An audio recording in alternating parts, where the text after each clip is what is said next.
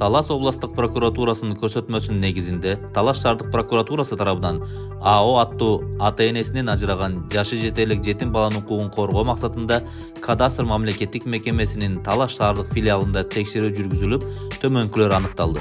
2023 жылдын 23 январында ЗК аттуу жаран кадастрдын кызматкери менен мыйзамдардын талабын бузуп, ЧОнун ооруканада оор дарт менен жаткан жеринен пайдаланышып, белекке берүү жөнүндөгү келишимге кол койдуруп алышкан. Арадан 2 күн өтүп, ЧО ооруканада каза тапкан. Натыйжада маркумдун жалгыз жашы жете элек кызын бир гана болгон мурасы Батирди ЗКга каттап ээлеп алышкан. Текшерүүнүн жыйынтыгында шаардык прокуратуранын келтирген прокурордук актысы менен маркум ЧО менен ЗК ортосундагы белекке берүү жөнүндөгү келишим жокко чыгарылып, жооптуу кызматкер тартиптик чарага тартылды.